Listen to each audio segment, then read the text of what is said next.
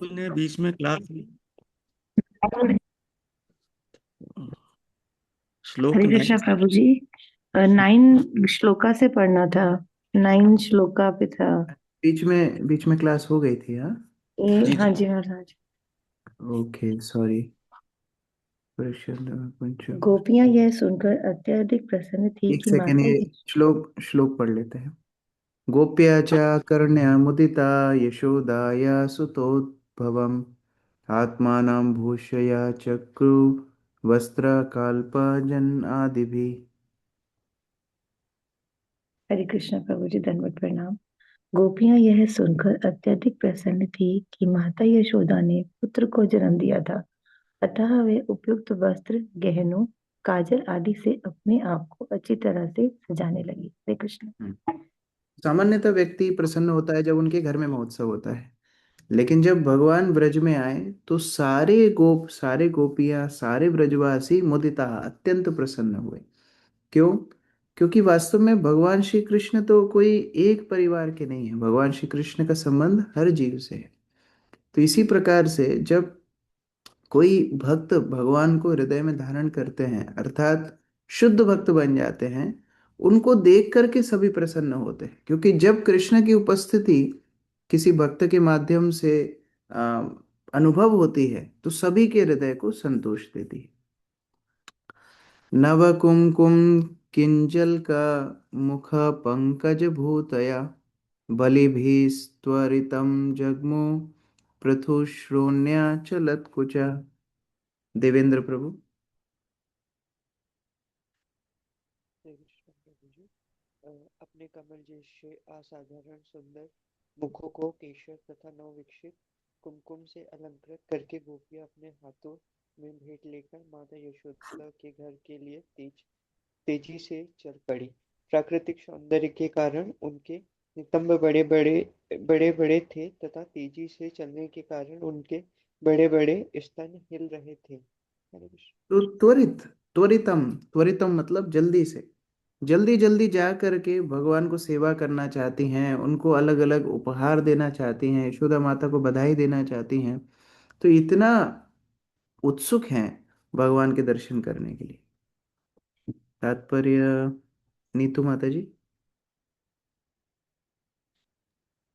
हरे कृष्ण प्रभु जी दंडवत प्रणाम।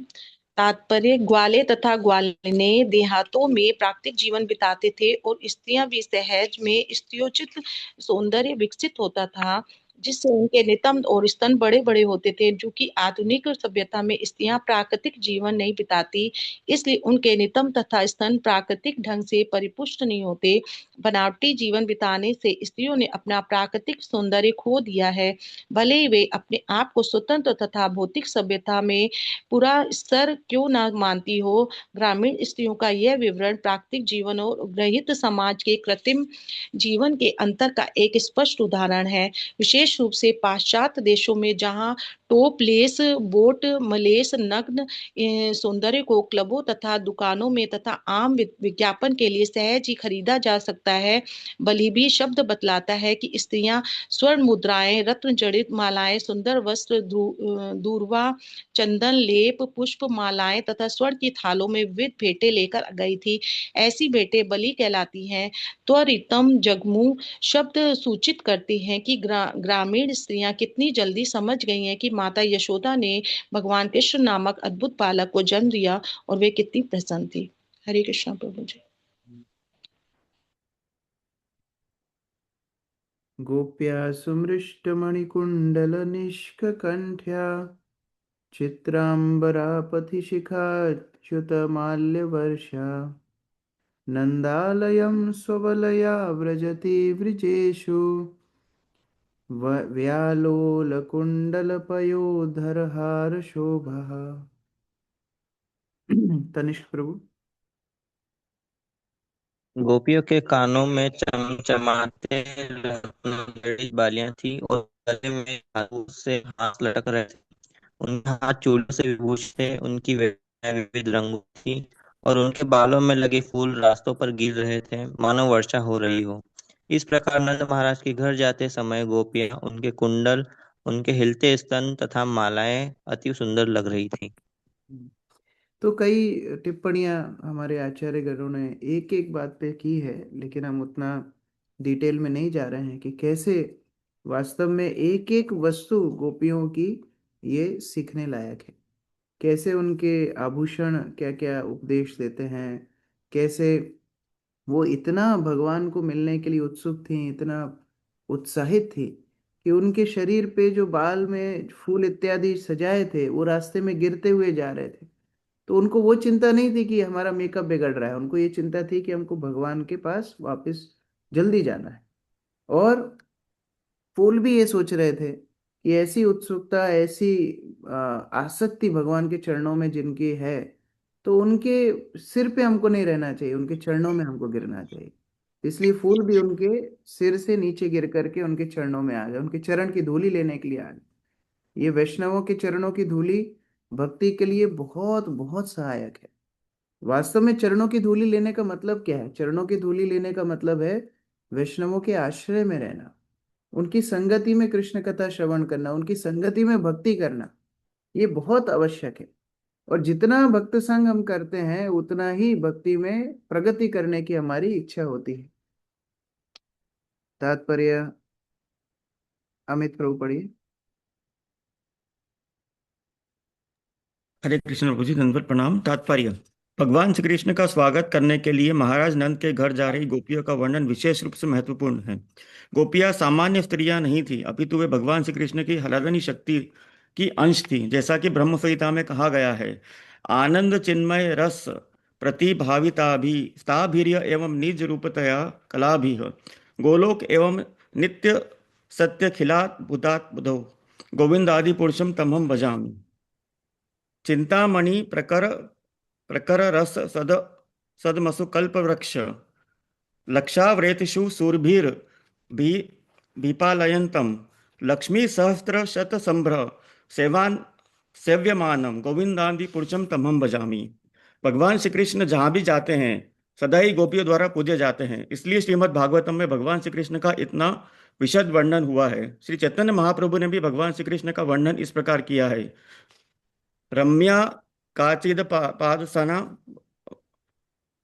ब्रज वधु वर्गेण या कल्पिता। सारी गोपियां अपनी अपनी भेंट लेकर भगवान श्री कृष्ण के पास जा रही थी, क्योंकि वे श्री भगवान के नित्य संगनी हैं। अब गोपियां वृंदावन में भगवान श्री कृष्ण के आविर्भाव का समाचार पाकर इतनी अधिक प्रफुल्लित थी। हरे कृष्ण प्रभु।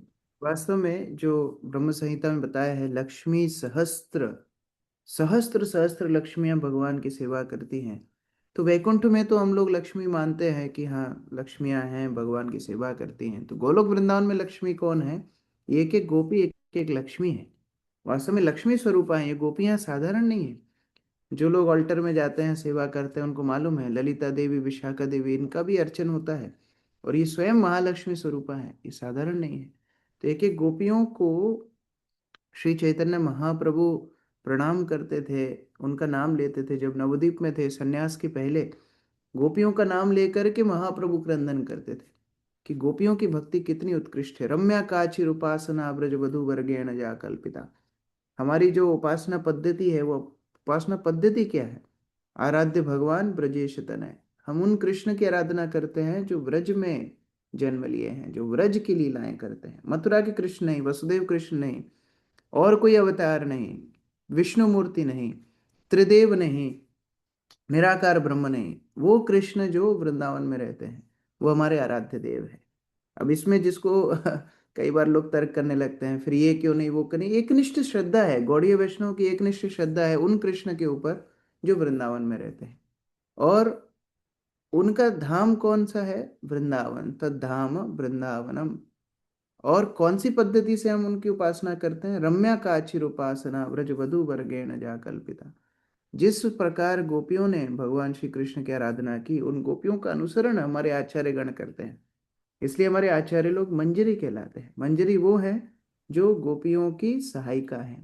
गोलोक वृंदावन में गोपियां भगवान को डायरेक्ट सेवा करती हैं, और गोपियों की सहायिका होती है मंजरी, जो हमारे आचार्य गण है। और हम हमारे आचार्यों की उपदेश को पालन करने के कारण गोपियों की उपासना करते हैं। Servant of the servant of the servant, दासानुदासानुदासः, ये भाव है। और हमारे लिए प्रमाण क्या है? श्रीमद् भागवतम पुराण ममलम। हमारे लिए श्रीमद् भागवतम ग्रंथ सर्वोपरि है। कोई बोलेगा विष्णु पुराण में ये लिखा है, शिव पुराण, देवी भागवत में ये लिखा है, वो उनको मुबारक हो। हमारे लिए भागवत प्रमाण सबसे उत्कृष्ट है। हर टीचर एक बुक से चलता है, 50 बुक से नहीं पढ़ाता है। उसी प्रकार गौड़ीय वैष्णव का ग्रंथ क्या है? श्रीमद् भागवतम। और प्रेम पुमार्थ महान। हमारा लक्ष्य है भगवान को प्रेम करना। स्वर्ग में जाना नहीं, वैकुंठ में जाना नहीं, खुद की मोक्ष की चिंता नहीं, भगवान को कैसे हम प्रेम कर सकते हैं, वो सर्वोपरि है। तो ये 5 सिद्धांत गौड़ीय वैष्णवों के हर भक्त को याद रहना चाहिए। मैं दोबारा रिपीट कर रहा हूं। सबसे पहला, आराध्य भगवान ब्रजेश तनय। हमारे आराध्य कौन है? भगवान श्री कृष्ण, वृंदावन कृष्ण। दूसरा, तद्धाम वृंदावनम, उनका धाम है श्री वृंदावन धाम। तीसरा, हमारी उपासना पद्धति क्या है? गोपियों की उपासना पद्धति। रम्या का काचिर उपासना व्रज वधु वर्गे न जा कल्पिता। जिस तरह गोपियों ने भगवान की प्रसन्नता के लिए सब कुछ दे दिया। प्रभुपाद स्टोरी सुनाते हैं ना कि एक बार भगवान नारद मुनि से बातचीत कर रहे थे, तो नारद मुनि बोलते हैं कि भगवान आपको सर्वश्रेष्ठ भक्त कौन है? तो नारद मुनि को भगवान बोलते हैं वो बाद में चर्चा करेंगे, पहले आप ये करो, मेरा बहुत सिर दर्द हो रहा है, तो मेरे सिर दर्द की दवाई है, यदि कोई भक्त अपने चरणों की धूली दे देगा मेरा सिर दर्द खत्म हो जाएगा। बहुत अच्छी बात है। तो नारद मुनि ढूंढने के लिए गए, सबने मना कर दिया। कौन देगा? जो देगा वो नरक में जाएगा। अपने चरणों की धूली भगवान के सिर पे कौन लगाएगा? जब गोपियों के पास आए, गोपियां भर भर के देने लगी, तो नारद मुनि उनको बोलते हैं तुमको पता नहीं, तुम लोग नरक में जाओगे। इस तरह अपने पैरों की धूली भगवान को थोड़ी देते हैं। तो गोपियां नारद मुनि को बोलती हैं, अगर एक क्षण के लिए भी श्री कृष्ण को कोई प्रसन्नता मिले, उनके कष्ट का निवारण हो, एक क्षण के लिए भी, उसके लिए हम चिरकाल के लिए नरक में जाने के लिए तैयार हैं। तब नारद मुनि को समझ में आया, हाँ ये सर्वश्रेष्ठ भक्त है। उसी प्रकार से जो गौड़ीय वैष्णवों का भाव है, तीसरा भाव जो हम चर्चा कर रहे हैं, तीसरा पॉइंट, गोपियां जिस तरह भगवान को आराधना करने के लिए सब कुछ अर्पित कर देती हैं, उसी तरह गौड़ीय वैष्णवों का भाव है हम चाहे कष्ट में रहें, भगवान प्रसन्न रहना चाहिए।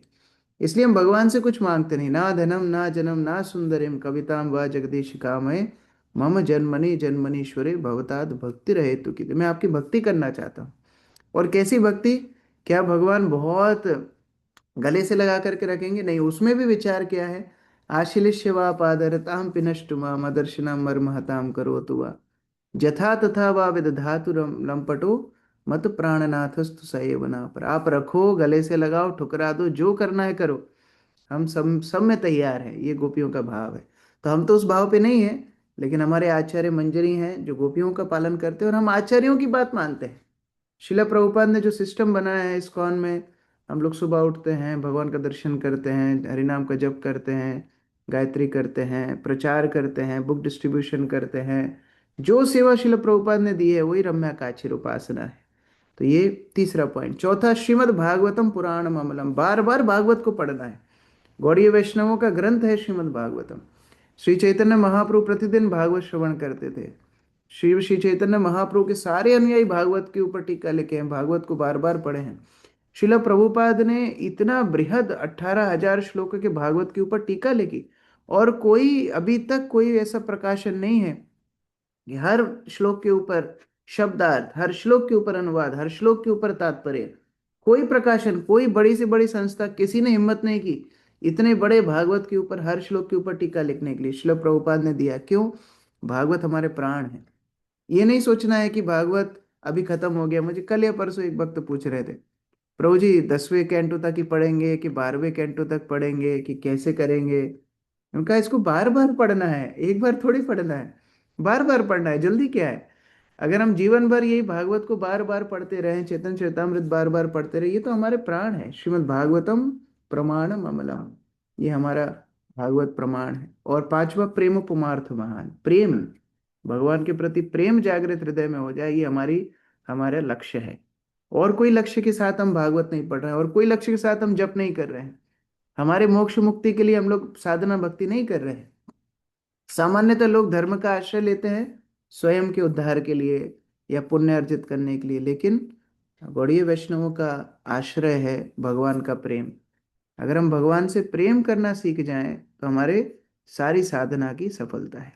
तो इस प्रकार से ये गोपियां प्रेम की प्रतिमूर्ति हैं और वो भगवान का दर्शन करने के लिए जा रही हैं। तो यहाँ पर सहस्त्र सहस्त्र लक्ष्मियों से उनकी तुलना की जा रही है। जैसे लक्ष्मी के वैभव है वैसे गोपियों का वैभव है, लेकिन गोपियां इतनी वैभवशाली हैं कि अपने वैभव को छुपा करके रखती हैं। कोई बहुत बड़ा व्यक्ति होता है ना, वो अपने धन संपदा को दिखाता नहीं है। उसी तरह ये गोपियां इतनी वैभवशाली हैं लेकिन रहती कैसी हैं? एक अनपढ़ स्त्री की तरह रहती हैं। ये उनका वैराग्य भी है। ताशीषा प्रयुञ्जान चिरं पाहि इति बालके हरिद्राचूर्णतैलादि सिंचिन्त्य अजनम उज्जगो। प्रीति निगम माता जी। चूंकि अब सर्वव्यापी संपूर्ण ब्रह्मांड के स्वामी अनंत भगवान कृष्ण महाराज नंद की पुरी में पदार्पण कर चुके थे, अतएव इस महान उत्सव के उपलक्ष्य में नाना प्रकार के वाद्ययंत्र बजाए गए। अब जी पहले वाला। हाँ, ये थोड़ा इसके ऊपर वाला पढ़िए। ग्वालों की पत्नियों। सॉरी प्रभु जी। ग्वालों की पत्नियां का तथा पुत्रियों ने नवजात शिशु कृष्ण को आशीर्वाद देते हुए कहा, आप ब्रज के राजा बने और वह यहाँ के सारे निवासियों का दीर्घकाल तक पालन करें। उन्होंने अजन्या भगवान पर हल्दी तेल तथा जल का मिश्रण छिड़का और प्रार्थना की। हरे कृष्णा प्रभु जी। अभी कोई छोटे बालक को मिलने के लिए जाता है तो उसको आशीर्वाद देता है, तुम स्वस्थ रहो, तुम दीर्घ काल तक जीवित रहो। गोपियां क्या बोल रही हैं? आप दीर्घ काल तक हमारा पालन करें। पाही चिरम पाही, पाही मतलब आश्रय लेना। बोलते हैं पाही माम पाही माम।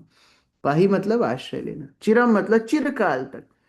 ऐसा नहीं 1-2 दिन या 11 साल बाद आप हमको छोड़ के चले जाओगे, ऐसा कोई विचार नहीं। गोपियां क्या बोल रही हैं? आप चिरकाल तक हमारा पालन करें। वास्तव में भगवान की सेवा जब भक्त करता है तो उसका भाव यही होता है कि यद्यपि मैं भगवान का अभिषेक कर रहा हूँ, भगवान को वस्त्र पहना रहा हूँ, अलंकार पहना रहा हूँ, या मैं भोग लगा रहा हूँ, या भगवान का नाम जप कर रहा हूँ, या जो कुछ मंदिर में मैं सेवाएं कर रहा हूँ, वह भगवान मेरा पालन कर रहे हैं। मैं भगवान के लिए क्या कर रहा हूँ? अगर ये सेवा मेरे जीवन में नहीं रहेगी तो मेरा आश्रय चला जाएगा, मेरा पालन कौन करेगा?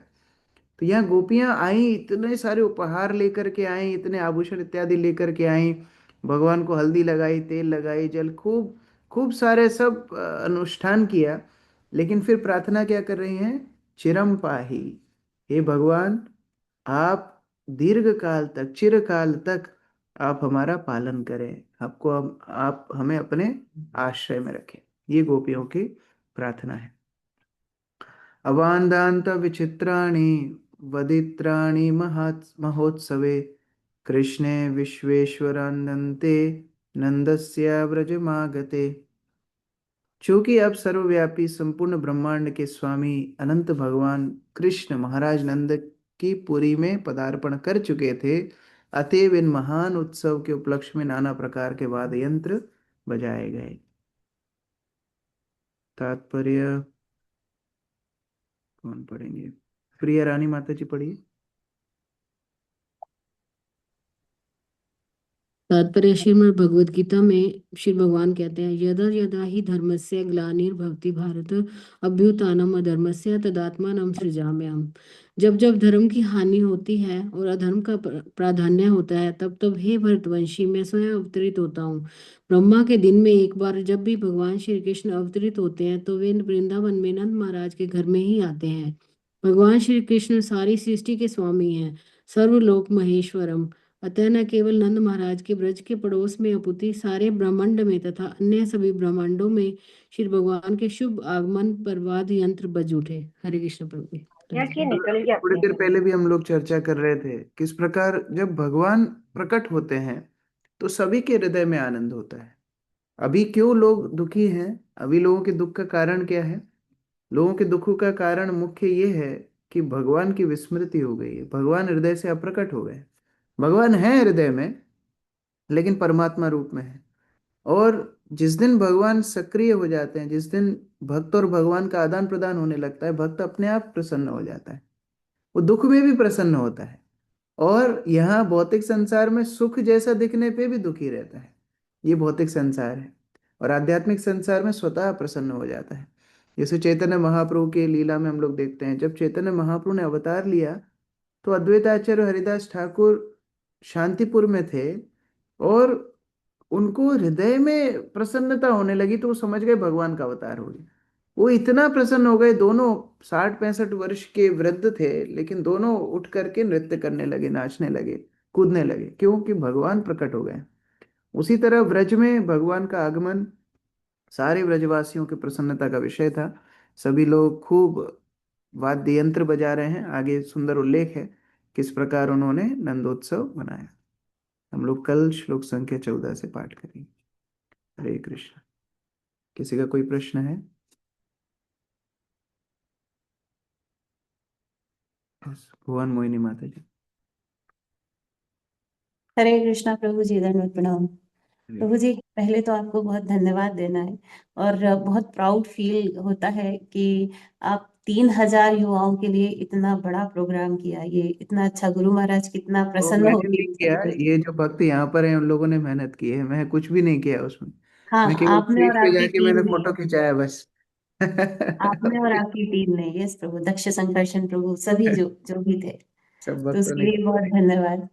और दूसरा, बहुत सीरियस बात है, आपसे बहुत नाराजगी है, और एक माता को नहीं है, 11 माताओं को है। क्या किया मैंने? अरे प्रभु, बड़े परेशान हैं आपसे।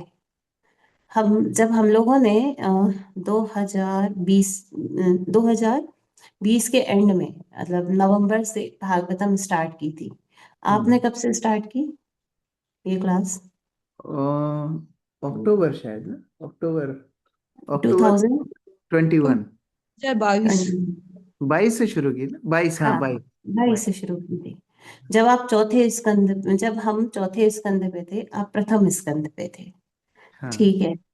फिर आप धीरे धीरे हमसे 3 स्कंद पीछे थे, 4 स्कंद पीछे थे, फिर आप 3 स्कंद पीछे हुए, फिर आप 2 स्कंद पीछे हुए, फिर आप 1 स्कंद पीछे हुए, फिर आप 1 चैप्टर पीछे हुए, और अब आपने अति कर दिया, आप एक अध्याय आगे हो गए।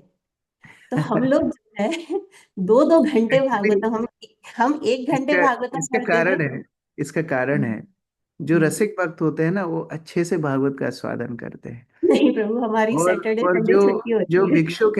भिक्षुक है उसको भूख इतनी लग रही है, उसको खाने को कुछ मिलता नहीं है, तो वो जल्दी जल्दी खाता है। तो हमको तो टेस्ट नहीं है, लेकिन पहली बार पढ़ रहे हैं तो जल्दी जल्दी पढ़ रहे हैं, और कोई बात नहीं। आप लोग रिलिश कर रहे हो, अच्छे प्रभु से जी, एक एक श्लोक का मंथन कर रहे हो। हम लोग जो है ना, अपना बाकी सब छोड़ करके अभी 2-2 घंटा पढ़ रहे हैं। आपसे आगे जाना है बस हमारे को। अभी और कुछ समझना बचना नहीं है भागवतम में। भगवान का प्रेम प्रेम तो अभी दूर गया।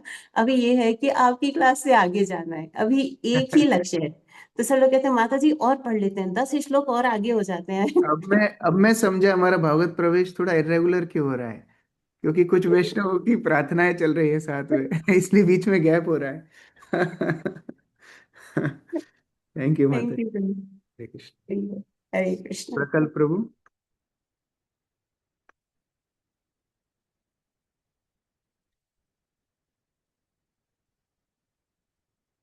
अनम्यूट करो। हरे कृष्णा प्रभु जी, दंडवत प्रणाम। हाँ, धन्यवाद। प्रभु जी, मैं पूछ रहा था, ये वस्तुनिष्ठ और आत्मनिष्ठ में क्या अंतर होता है? वस्तुनिष्ठ मतलब जिनका पदार्थ में मन है, वो वस्तुनिष्ठ, भौतिक संसार में जिनका है। और आत्मनिष्ठ मतलब जो आध्यात्मिक विषय में जिनका मन है। तो जिस किस चीज के ऊपर हमारा ध्यान है, शरीर के ऊपर है कि आत्मा के ऊपर है, भौतिक संसार के ऊपर है कि आध्यात्मिक संसार के ऊपर, ये दोनों में अंतर है। जी प्रभु जी। हरे बसंत कृष्ण। प्रभु। हरे कृष्णा प्रभु जी, दंडवत प्रणाम। प्रभु जी, ये जो जिस तरह से गोपियां भगवान की तरफ बिना कुछ करने लगे, वो हमारे हमारे अंदर ये चीज कैसे डेवलप होगा कि कि गुरु वो वैष्णव। मैं दोबारा स्पष्ट करूंगा। वास्तव में जिस तरह आसक्ति गोपियों की भगवान में है, या शुद्ध भक्तों की अपने गुरु या कृष्ण में होती है, वो साधक स्तर पे होना बहुत मुश्किल है। जैसे हम चैतन्य लीला में देखते हैं, चैतन्य महाप्रभु भगवान के विरह में क्रंदन करते थे, तो बाकी भक्त क्या करते थे? चैतन्य चरितामृत में आप देख लीजिए, बाकी भक्त क्या करते थे? वो केवल महाप्रभु को सहायता करते थे बस, और कुछ नहीं करते थे। उनका एक ही काम है, राय राय रामानंद महाप्रभु को भजन सुनाते थे, स्वरूप दामोदर महाप्रभु भजन। वो ये उल्लेख नहीं है कि राय रामानंद रो रहे हैं कि नहीं, हाँ हो सकता है वो रो रहे हो, लेकिन उनका एकमात्र कार्य क्या है? महाप्रभु को सहायता करना। गोविंद का क्या भाव है? महाप्रभु का जो सेवक गोविंद है, वो महाप्रभु के लिए प्रसाद रखना, महाप्रभु के पैर दबाना, महाप्रभु के लिए घर साफ करना, ये सारा कार्य गोविंद करते थे। तो चैतन्य महाप्रभु के भाव का एक अंश अपने आप उनकी सेवा के माध्यम से बाकी भक्तों को मिल गया।